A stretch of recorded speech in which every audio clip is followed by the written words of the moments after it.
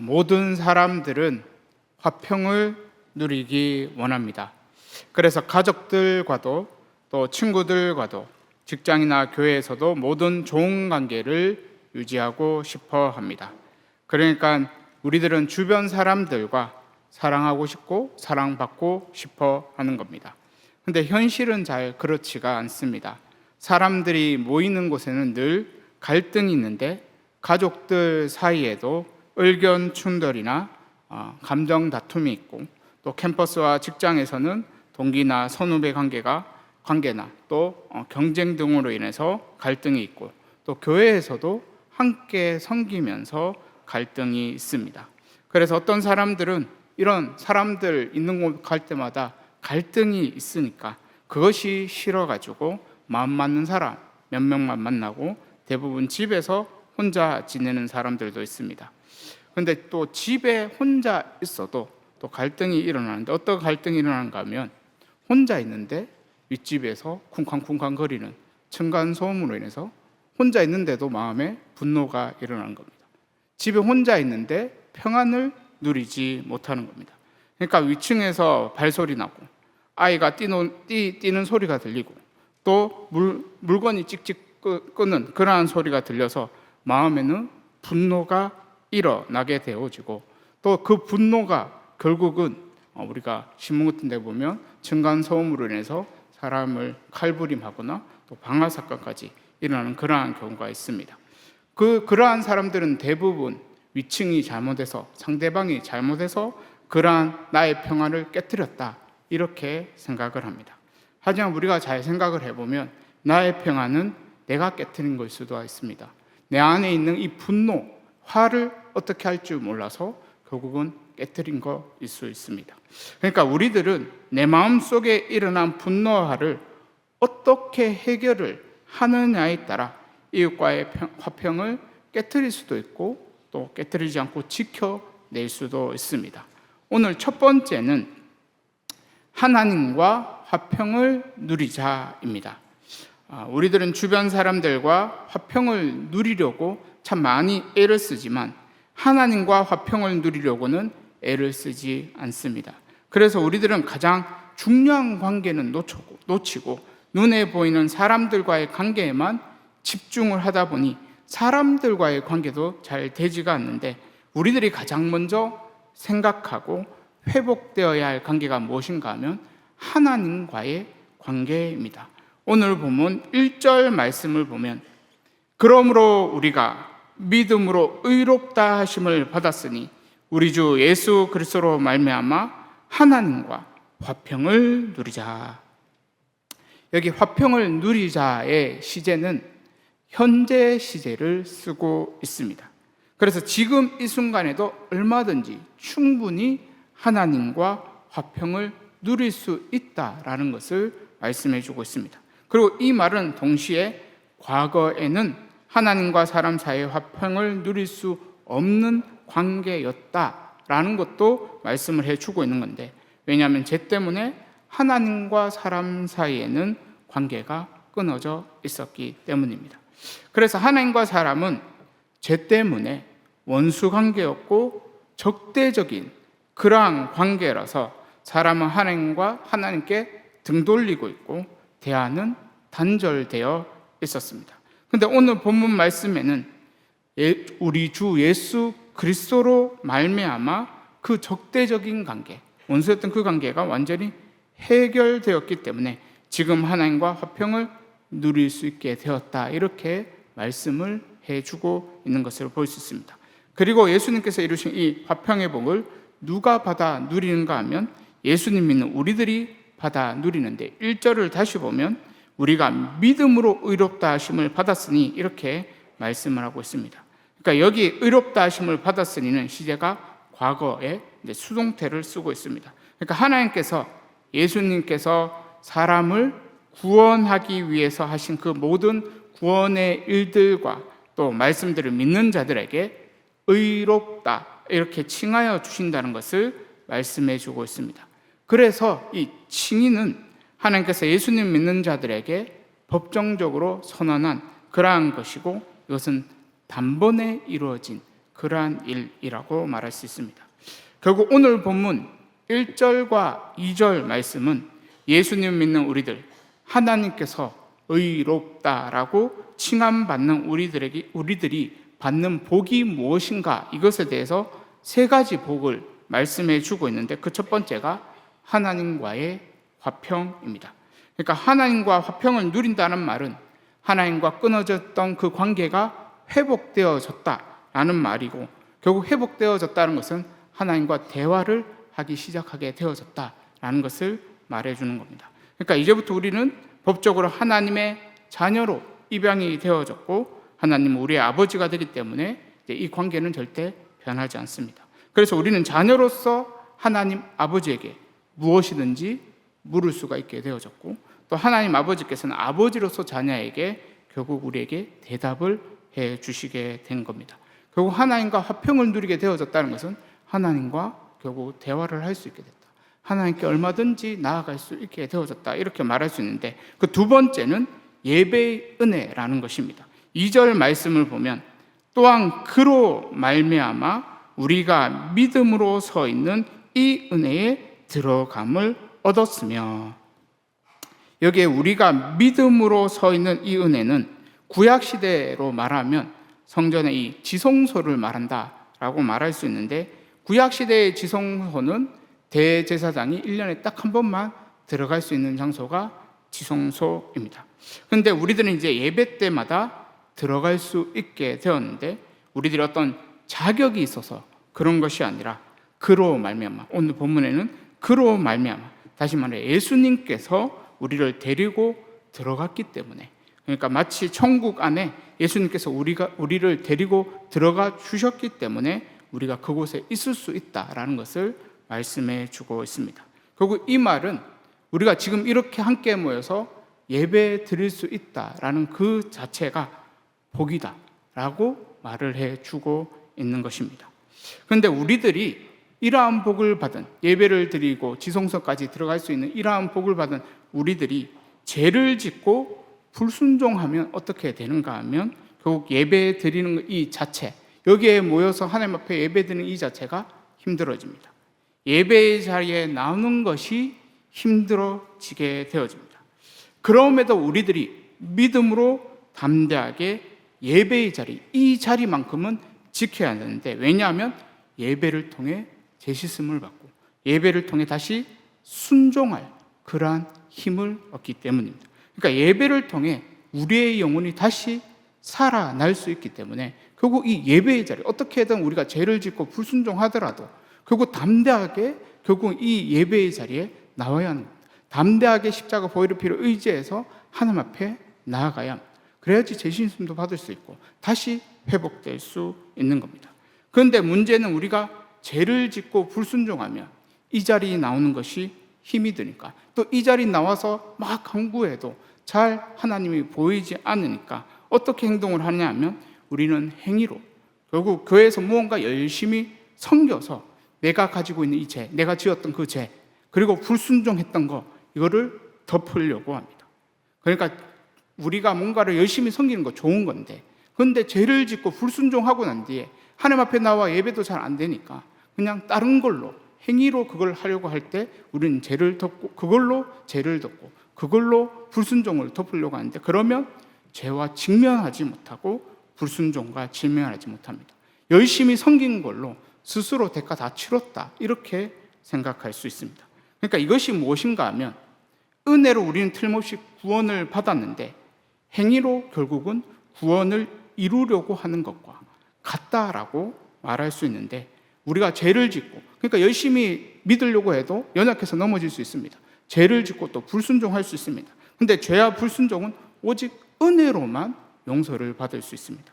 결국 이 말은 우리가 죄를 짓고 넘어졌고 불순종해서 무너졌더라도, 그러면 그냥 해결받을 수 있는 거, 이 예배 드리면서 주님 앞에 나가서 해결을 받을 수 있는 겁니다.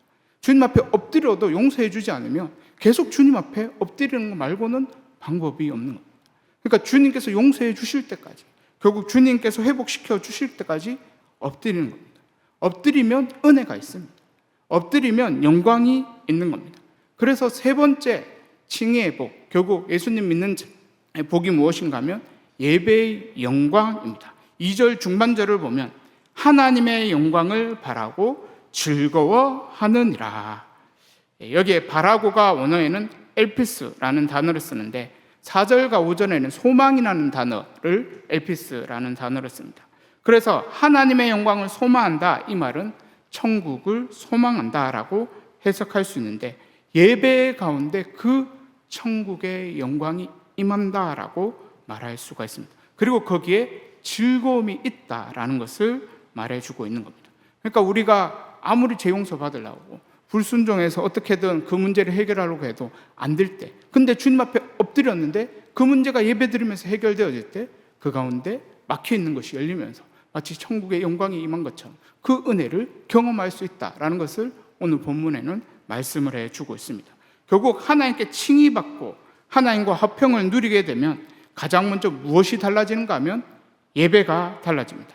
예배가 달라져서 주님 앞에 계속 나오게 되어집니다. 그러면서 천국의 영광도 맛보게 되어지는데, 그러면 삶의 표태가 달라집니다. 삶의 즐거움이 달라지게 되어집니다.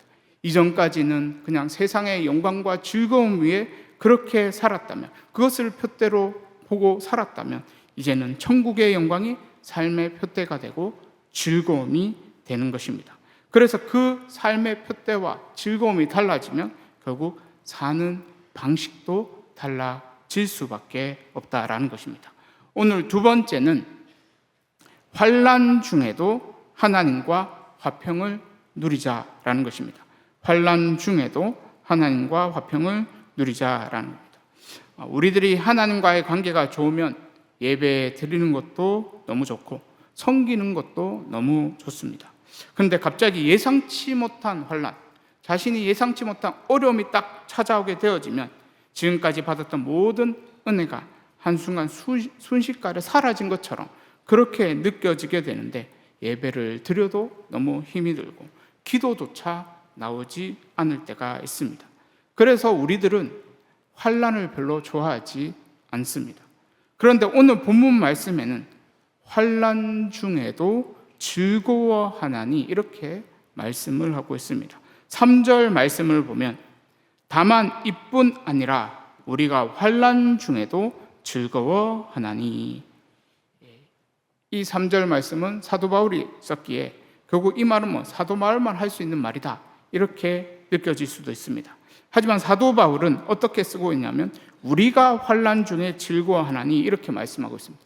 여기에 우리는 사도 바울도 포함되지만 칭의받은 우리, 칭의를 받은 예수님 믿는 우리 모두를 말하는 것입니다. 그러니까 하나님과 화평을 누리고 예배의 은혜와 영광을 경험한 자들은 환난 중에도 즐거워할 수 있다라는 것을 말씀해 주고 있는 겁니다. 결국 환난 중에도 하나님과의 관계만 끊어지지 않으면, 다시 말해 하나님과 화평을 계속 누릴 수만 있다면 결국 하나님께서 환난을 이길 수 있는 힘을 준다, 정말 그 가운데 기쁨이 있을 만큼 그러한 힘을 준다라는 것을 말씀해 주고 있는데, 3절 중반절과 4절 말씀을 보면 이는 환난을 인내를, 인내는 연단을, 연단은 소망을 이루는 줄 알미로다. 우리가 환난을 딱 받으면 우리들의 마음 가운데는 천국에 대한 소망을 사모하게 되어 있습니다. 근데 환난을 받은 그 자가 믿음이 연약하면 어떻게 되는가 하면 우리가 죽으면 천국 간다라는 것을 알고 있기에, 또 우리에게는 천국이 있다라는 것을 알고 있기에 그냥 환난 그냥 당하지 않고 빨리 죽었으면 좋겠다, 연약한 마음이 생기기도 합니다. 그런데 하나님께서 우리에게 환난이라는, 어려움이라는 그러한 환난을 주신 이유가 무엇인가 하면 그냥 천국에 빨리 가라 이렇게 해서 주신 것이 아니라 결국은 환난을 통해 우리를 거룩하게 변화시켜 나아가기 위해 그렇게 해서 주신 것인데, 하나님께서 의롭다 하신 그 사람의 몸은 하나님께서 값주고 사신 몸이라고 성경은 말씀해 주고 있습니다. 우리가 고린도전서 6장 19절과 20절 말씀을 한번 보겠습니다. 고린도전서 6장 19절과 20절 말씀입니다. 고린도전서 6장 19절과 20절 말씀 다 같이 한번 찾아보겠습니다. 고린도전서 6장 19절과 20절 말씀입니다. 다 찾으신 줄 알고 다 같이 한번 읽겠습니다. 고린도전서 6장 19절과 20절입니다.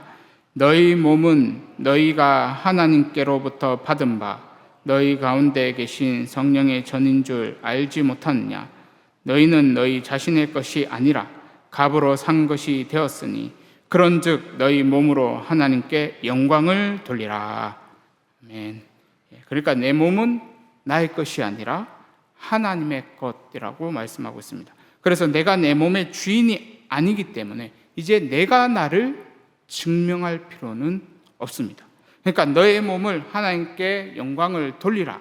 이 말씀은 내가 열심히 노력해서 이 세상에서 성공하고 높아져야 하나님께 영광 돌릴 수 있다. 이 말이 아니라는 겁니다. 그러니까 몸의 주인이신 하나님께서 내 몸을 온전히 맡기라라는 의미로 이렇게 말씀한 것인데, 왜냐하면 하나님께서 내 몸을 통해 영광 받으시기 때문입니다.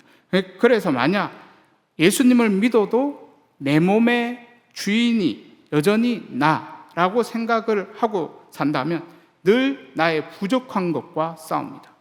나의 그 부족한 것을 채우기 위해 살아갑니다. 그것이 채워져야 하나님께 영광 돌릴 수 있는 삶을 살 수 있다. 이렇게 생각하며 삽니다. 하지만 내 몸의 주인이 하나님이시라면 나의 부족함조차 하나님께서 선하게 사용하신다. 그래서 나의 부족함조차 하나님께 드리려고 합니다. 그러니까 이 말은 그냥 하나님께 무슨 말씀을 하시든지 내가 부족해도 하나님께서 이거 하라 하면 그냥 순종을 한다는 거예요. 그것이 결국은 하나님이 내 몸의 주인이라는 증거랍니다. 그러니까 내가 내 몸의 주인으로 살면 늘 부족한 거 채우고 또 부족한 것 때문에 힘들어하고 내 자신과 싸우게 됩니다. 그러니까 하나님과 화평을 누린 자는 결국 내 자신과도 화평을 누려야 되는데 내 자신과 화해를 해야 하는데, 왜냐하면 내가 가장 나를 괴롭히기 때문입니다. 그러니까 하나님께 은혜 받고 하나님과 화평 잘 누리고 있는데 늘 하나님 앞에 쓰임받기 위해 내가 내 거 부족해서 제대로 쓰임받지 못한다면 내 자신과 싸우기 때문에 하나님과 화평을 누린 자는 나 자신과도 화해를 해야 하는 것인데, 하나님께서는 내 몸과 내 인생도 값주고 사셨다라고 말씀하고 있습니다. 부족한 그 모습 그대로도 값주고 사셨다라고 말씀하고 있습니다. 그래서 나의 부족함과 싸울 것이 아니라 우리는 무엇과 싸우냐 하면 하나님 뜻에 순종하기 위해 싸워야 합니다. 하나님께서 이 말씀에 나에게 순종해라 했으면 그것을 어떻게 순종할까? 그냥 그 순종을 위해서 애를 쓰고 기도하고 나아가야 하는, 부족해도 순종하라 하면 그냥 하는 거, 이 싸움을 해야 하는 것입니다. 그러니까 우리들이 하나님 뜻에 순종하다 보면 결국은 환난을 만날 수밖에 없습니다. 근데 계속 순종을 해야 되니까 우리는 피하지 못합니다. 그 길 가운데 결국 계속 가야 하는데 인내를 할 수밖에 없는 거예요. 순종을 해야 되니까, 결국 가야 되니까, 환난이 와도 그 길은 계속 가야 되니까 인내를 하게 되어집니다. 그러니까 믿음으로 인내하게 되어지는 자는 눈에 보이는 화평은 깨어져 있습니다. 하지만 하나님과의 화평을 잃지 않기 위해 그 길에서 벗어나지 않으려고 결국 말씀을 계속 붙들게 되어지고 기도를 하게 되어지고 예배의 자리를 지키게 되어집니다. 그러면서 인내를 하루하루 하게 되어집니다. 그리고 믿음으로, 은혜로 환난을 견뎌낸 자에게 무엇이 일어난 거면 내적인 변화가 일어난다고 말씀하고 있는데, 그것이 바로 연단이라고 오늘 성경에는 말씀하고 있습니다. 여기에 연단은 시험을 통과한 성품을 말하는 것입니다. 그리고 영어 성경에는 아예 캐릭터라고 그렇게 번역되어 있습니다. 그리고 쉬운 성경에는 어떻게 되어 있냐면 연단된 인품이라고 번역이 되어 있습니다. 그러니까 우리가 환난을 통해서 결국 우리의 성품이 바뀌게 되는 거예요. 환난을 통해, 환난이 왔을 때 인내하면서 믿음으로 인내하게 되면서 믿음으로 하나님 뜻에 순종하게 되어지면 그 가운데 견디면서 내 안에 내적인 변화, 성품이 변하게 되어진다. 그 변하기 어려운 그 성품이 변화되어진다라고 말씀하고 있는데, 우리가 환난을 통해 세상 사람들은 어떻게 되냐면 더 악해지고 더 독해집니다. 하지만 우리 그리스도인들은 환난을 통해 연단된 성품, 마치 예수님을 닮아가는 성품으로 그렇게 나아갈 수 있다라는 것을 말씀해 주고 있습니다. 그러니까 우리가 환난을 받아서 인내하고 있는데 우리가 더 독해지고 또 세상에 미움으로 가득 차 있다면 그 인내는 잘못된 인내라고 말할 수 있습니다. 제대로 인내를 하지 못하고 있는, 자기 힘으로 인내하고 있는, 하나님께 은혜를 받아서 인내해야 되는 것을 자기 힘으로 독하게 마음먹어서 세상에 원망하면서 나가는 것은 잘못된 인내입니다. 믿음의 인내는 사람을 독하게 만드는 것이 아니라 부드럽게 만들고 거룩하게 만듭니다. 그러면서 천국을 더욱 소망하게 되어지는데, 오늘 본문 말씀에는 우리의 마음에 성령을 부어주셔서 마음을 뜨겁게 해준다라고 말씀해 주고 있습니다. 5절 말씀을 보면 소망이 우리를 부끄럽게 하지 아니함은 우리에게 주신 성령으로 말미암아 하나님의 사랑이 우리 마음에 부은 바 됨니. 그러니까 우리가 정말 주를 위해 살고 싶어서, 또 주의 뜻대로 열심히 살고 싶어서 그렇게 열심히 사는데 세상 사람들이 우리를 볼 때는 참 미련해 보이고, 또 세상 사람들이 우리를 볼 때 우리의 삶이 참 좀 가치 없게 느껴져서 모욕하기도 합니다. 심지어 이제 여름방학 우리가 이렇게 되어지면 집에 아마 못 들어간 사람들이 있을 겁니다. 저도 예전에 대학교 때 한 달 가까이를 거의 계속 섬기다가 하면서 못 들어가면 집에서도 충분히 인정해줘야 될 가족인데도 인정을 못 받고 뭐 하냐고, 공부를 안 하고 이렇게 모욕을 듣기도 합니다. 근데 그때 우리들이 부끄러워하지 않고 독해지지 않을 비결, 우리가 그럴 때 꼭 독하잖아요. 부모님께 더 쏘아버리고 뭐 이렇게 말로 그렇게 하는데, 그렇게 독해지지 않는 비결은 믿음으로 인내하며 계속 은혜를 받는 겁니다. 성령님께서 우리의 마음 가운데 하나님의 사랑이 부어지면 결국은 우리는 부끄러워하지 않고 독하지 않고 결국은 그 가운데 반응을 할 수 있습니다. 그리고 그 하나님의 사랑은 십자가의 사랑이라고 오늘 성경에는 말씀하고 있습니다. 6절 말씀을 보면 우리가 아직 연약할 때 기약대로 그리스도께서 경건하지 않은 자를 위하여 죽으셨다다. 여기 기약대로라는 말씀은 예수님의 십자가의 죽으심이 하나님의 오랜 계획 속에서 성취된 약속이라는 말씀입니다. 그래서 이런 십자가의 사랑이 이미 우리 마음에 부어졌다라는 말씀은 오래전부터 하나님께서 세우신 그 계획이 우리에게 성취되었다라는 것을 말씀해 주고 있는데, 하나님께서 언제부터 우리를 사랑하셨는가 하면 오늘 본문을 보면 아직 연약할 때 하나님의 뜻을 전적으로 이룰 수 없을 만큼 무능한 그때부터 우리를 사랑하셨다. 경건하지 않은 그때, 결국 하나님을 대적하고 교만한 그때부터 하나님 우리를 사랑하셨다라고 말씀하고 있습니다. 그리고 8절은 아직 죄인 되었을 때 그때 사랑하셨다라고 말씀하고, 10절에 우리가 원수 되었을 때 그때 우리를 사랑하셨다라고 말씀하고 있습니다. 그러니까 아무도 우리를 사랑하지 않고 사랑받을 가치도 없는 우리를 하나님께서 오랜 전부터 우리를 사랑하셨다고 말씀을 해주고 있습니다. 그리고 7절과 8절 말씀을 보면 의인을 위하여 죽는 자가 쉽지 않고 선인을 위하여 용감히 죽는 자가 복 있거니와 우리가 아직 죄인 되었을 때 그리스도께서 우리를 위하여 죽으심으로 하나님께서 우리에 대한 자기 사랑을 확증하셨느니라. 그러니까 7절과 8절을 일부러 비교를 하고 있는데, 의인과 선인은 어떻게 보면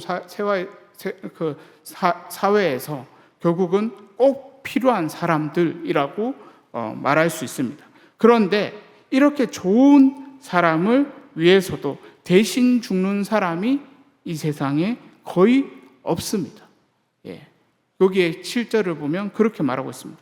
그런데 예수님께서는 의인도 아니고 선인도 아니고 죄인인 우리를 위하여 대신 죽으셨는데, 8절 마지막 부분에는 하나님께서 우리에 대한 자기 사랑을 확증하셨느니라 이렇게 말씀을 하고 있습니다. 그러니까 이 말씀은 십자가의 사랑 우리에 한번 임하게 되어지면 변경 취소할 수 없다라는 것을 말씀해 주고 있습니다. 그래서 환난 중에 우리를 향한 하나님의 사랑은 의심하면 안 되는 것입니다. 왜냐하면 하나님께서 이미 사랑받을 자격도 없는 우리를 사랑하셨고 그 사랑에 대한 확정으로 자기 아들 우리를 대신하여 죽게 하셨기 때문입니다.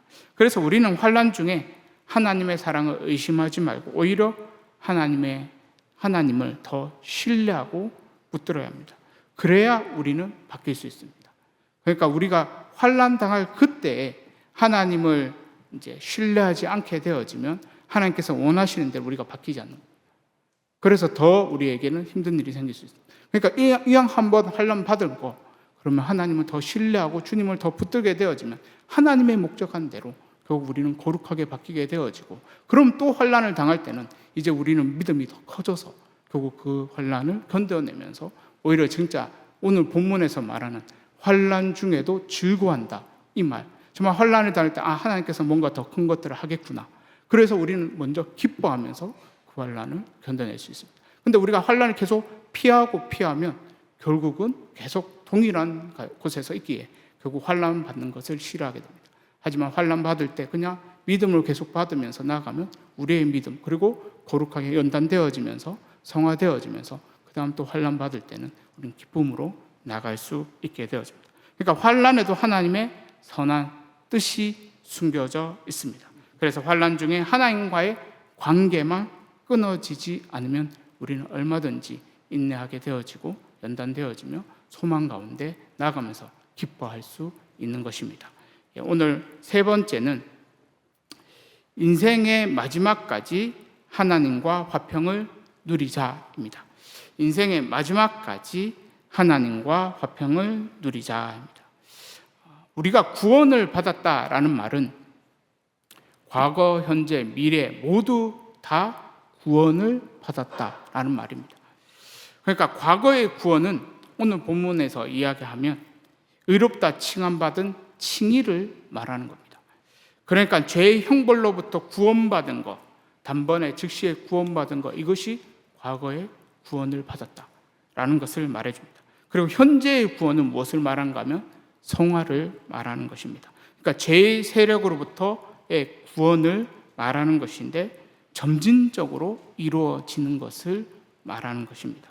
그래서 우리가 빌립보서 2장 12절 말씀을 보면 우리가 구원을 이룰 때 두렵고 떨림으로 이루라라는 말씀이 있는 것을 볼 수 있습니다. 이것이 결국 성화를 이루어가는 과정을 이야기한다라고 말할 수 있습니다. 그리고 마지막 미래의 구원은 영화를 말하는 것인데 죄의 존재로부터 완전한 구원을 말하는 것으로 우리가 새하늘과 새 땅에 들어가는 것, 이것을 영화의 구원, 미래의 구원이라고 말할 수 있습니다.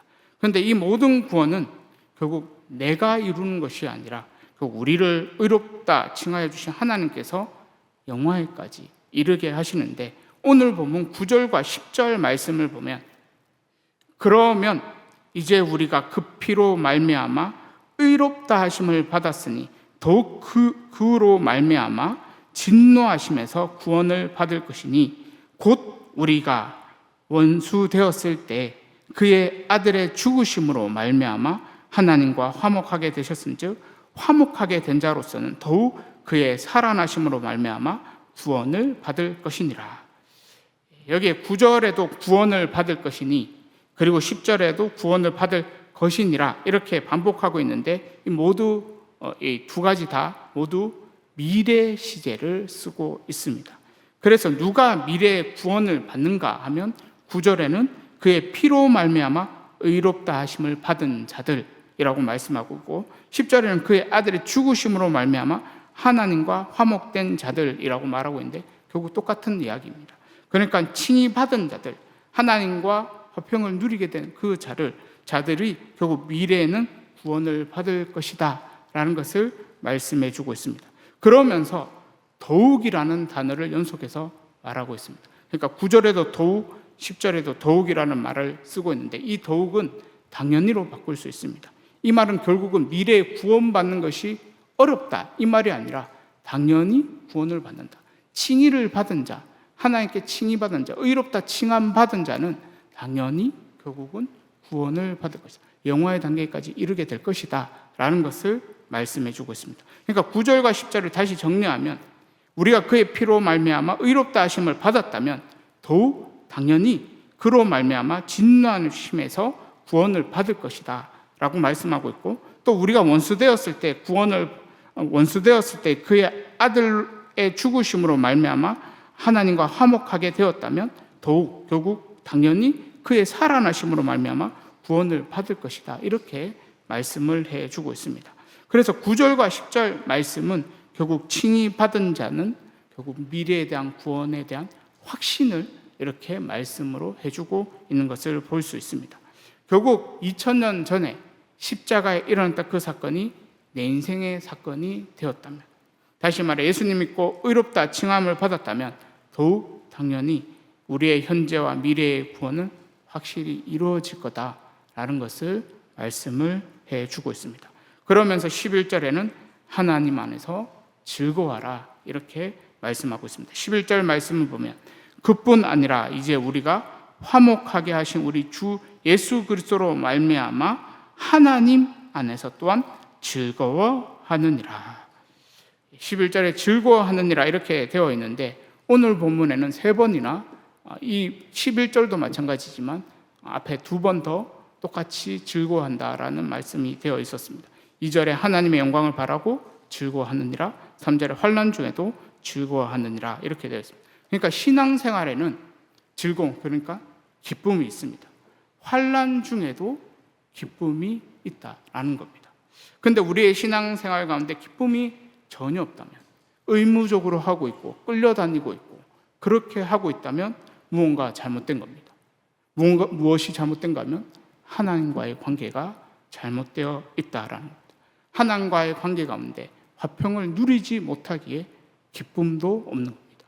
신앙생활 하는 가운데, 그리고 환난 가운데도 결국 우리가 소망하고 있는 가운데도 기쁨이 없다면 그것은 하나님과의 관계가 잘못되어 있기 때문에 그런 겁니다. 결국 우리는 하나님과의 관계를 회복해야 하는 겁니다. 하나님과의 관계가 회복되어지면 기쁨도 회복되어지는 것이고 소망도 회복되어지는 것이고 그 가운데 결국 관계까지, 우리에게 삐뚤어진 그 관계까지 회복되어지는 겁니다. 그래서 다른 무엇보다 제일 중요한 관계는 하나님과의 관계입니다.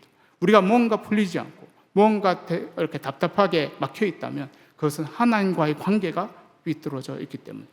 그래서 하나님과의 관계부터 회복해요. 하나님 관계가 제대로 되어 있다면, 그럼에도 모든 것들이 잘 안 되고 있다면 그 가운데 인내하고 가면 되는 겁니다.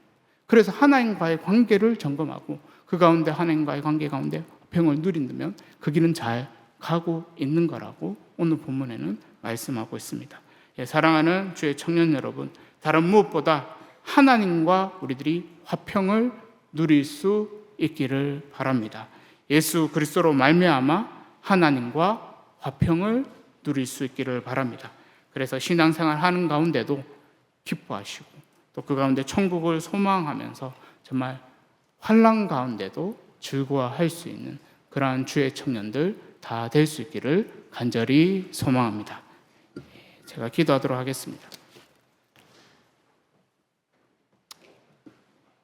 하나님 아버지, 우리들을 의롭게 칭하여 주심에 감사합니다. 하나님과 화평을 누릴 수 있도록 은혜 베풀어 주심에 감사합니다. 우리들에게도 천국의 영광을 맛보게 하여 주시고 삶의 표대와 삶의 즐거움도 달라지는 역사 일어나게 하여 주시옵소서. 그래서 더 이상 세상의 영광과 즐거움이 나의 표대가 되지 않게 하여 주시옵소서. 하나님 아버지, 환난 중에도 하나님과 화평을 누리기를 원합니다. 낙심하지 않고 믿음으로 인내할 수 있도록 은혜 베풀어 주시고 우리의 성품도 변화되어지는 역사 일어나게 하여 주시옵소서. 성령을 부어주셔서 십자가의 사랑으로 충만해지게 해주시고 환난 중에도 기쁨을 주시고 주의 사랑을 신뢰할 수 있는 우리들이 다 되게 하여 주시옵소서. 칭의로 시작된 우리의 구원을 영화에 이르기까지 날마다 은혜를 베풀어 주실 것을 믿사오며 예수님의 이름으로 기도드리옵나이다.